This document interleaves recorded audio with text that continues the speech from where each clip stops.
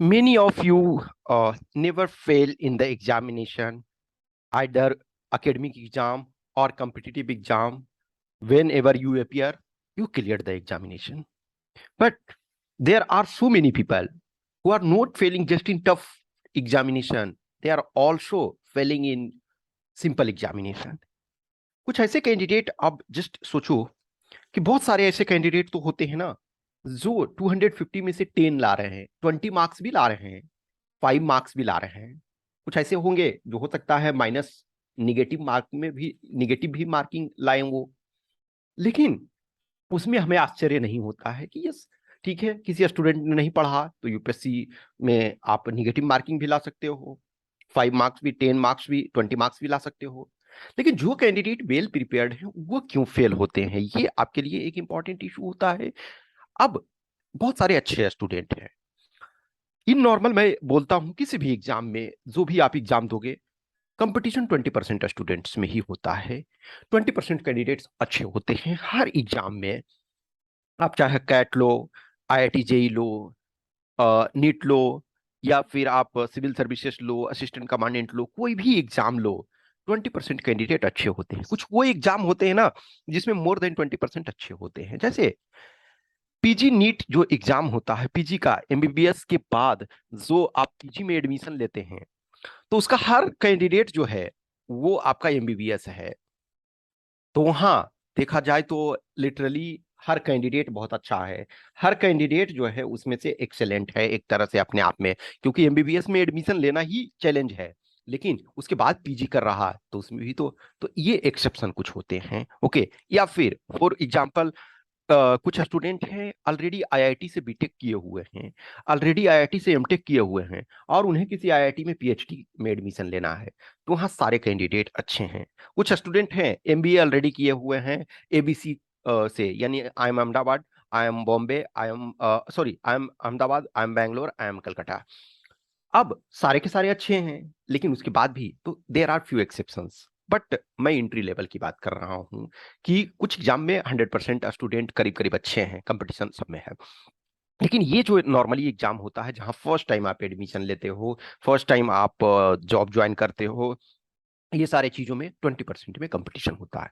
अब ये 20% में तो सारे नहीं पास हो जाएंगे, मैंने ऑलरेडी बताया कि जो फाइनल रिजल्ट होगा 0.1%, 0.2%, 0.3%, 0.5%, लेस देन 1% एनीवे। तो इसमें भी तो ये टोटल 20% है, तो इस टोटल को 100 में ही 20 इसको रखते हैं, तब भी तो इसमें जो है वो बाहर हो जाएंगे, यानी कि इसमें भी तो मैक्सिमम कैंडिडेट बाहर हो जाएंगे, तो अच्छे कैंडिडेट भी फेल होते हैं। ये क्यों होता है? इसका एक तो कारण क्या होता है, समटाइम लक। जो लक इन द सेंस, ये मैं मानता हूं उस चीज को, मैं बहुत अधिक इस पर विश्वास नहीं करता हूं, लेकिन हाँ ये मानता हूं ना कि Fortune favours the prepared mind. यदि लक जो है, प्रिपेयर्ड माइंड है, उसी का काम करेगा। इसमें से ही किसी ने मान के चलो कि पेपर 1 में आपने 5 क्वेश्चन रिस्क पे लिया कि ये 5 क्वेश्चन, उस 5 क्वेश्चन में 3 क्वेश्चन सही हो गए, तो आप बेटर विन विन सिचुएशन में हो। लेकिन इसमें हो सकता है किसी का 4 सही हो जाए, तो वो उसका बेटर है। यहाँ इसका लक काम करता है। तो हो सकता है कि आपने कुछ रिस्क लिया, वो सही हो गया, लेकिन अदर वे राउंड दो कि आपने 5 क्वेश्चन रिस्क लिया और 5 के 5 ऑल गलत हो गए। ये भी होता है, पॉसिबिलिटी है कि 5 के 5 ऑल गलत हो गए, तब यहाँ आप अनलकी हुए।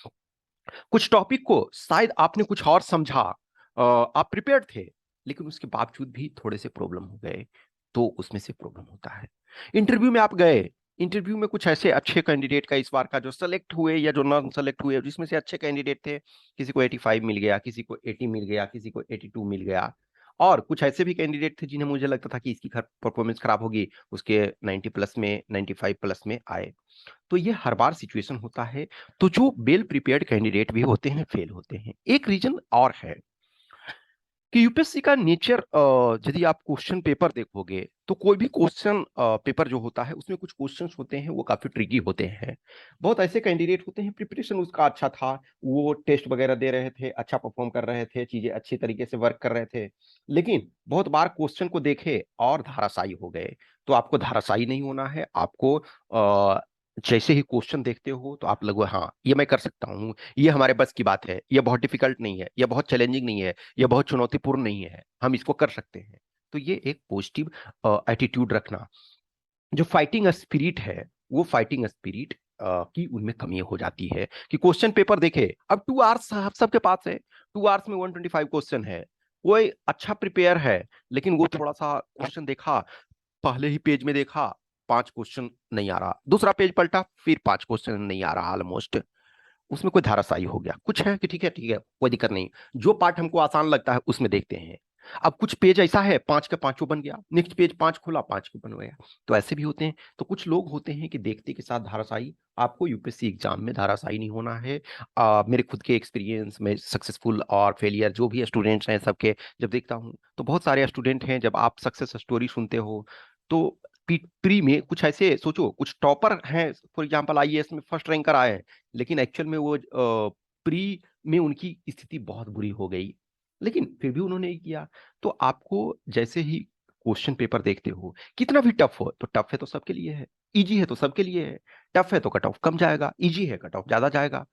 तो टफ देखते हैं बहुत सारे कैंडिडेट, हर बार, इस बार भी आपका 22 का पेपर हुआ, सेम सिचुएशन, ये एवरी टाइम होता है।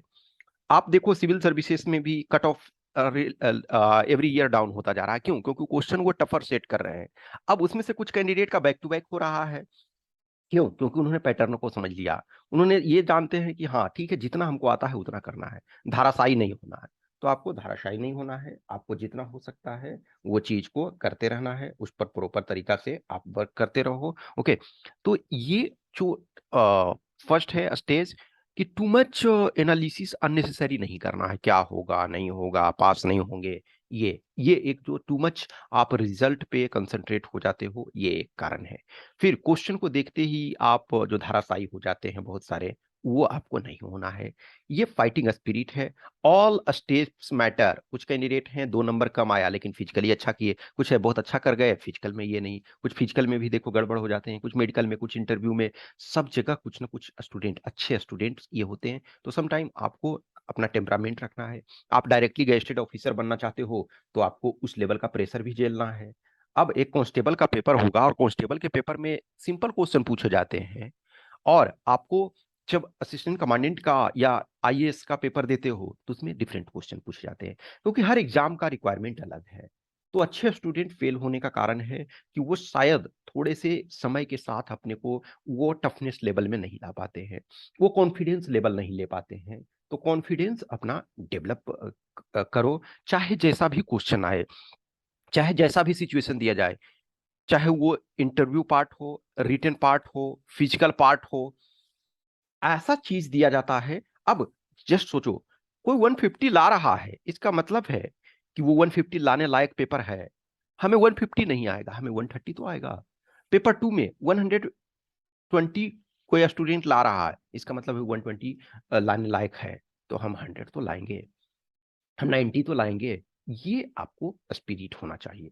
इंटरव्यू में 113 हाईएस्ट मिला, 113 नहीं, हम 95 लाएंगे, हम 100 लाएंगे। ये चीज जो है कि हम परफेक्शन पे नहीं जाएंगे, लेकिन हमको फाइटिंग स्पिरिट। कुछ और कैंडिडेट कुछ अच्छे होते हैं कि फर्स्ट अटेम्प्ट दिया, थोड़ा खराब हो गया, वो डेमोरलाइज हो गए। नहीं, ये एक जंग है, ये एक जर्नी है, उसको आपको कंटिन्यू रखना है जब तक कि आप अचीव नहीं करते हो। तो हमेशा ध्यान रखो कि ये एग्जाम जो है, यूपीएससी जो भी एग्जाम कराती है, उसके रिक्वायरमेंट डिफरेंट होते हैं, उसके स्टैंडर्ड डिफरेंट होते हैं, उस स्टैंडर्ड के अनुसार अपने को करो। कुछ कैंडिडेट क्या है कि क्वेश्चन तो बहुत सारे प्रैक्टिस करते हैं, अच्छे स्टूडेंट, लेकिन उसी कोर में नहीं जाते हैं। तो आप कोर कंसेप्ट मिसिंग जो होता है वो आपको ये करना है। तो कोर कंसेप्ट आप पर को वर्क करना है। ओके, तो ये सारे चीजों को आपको करना है, जो इस वजह से कुछ ये फेल होते हैं। कुछ भी क्वेश्चंस क्यूरी ये रहता है तो आप हमें मैसेज कर सकते हो। Okay, thank you.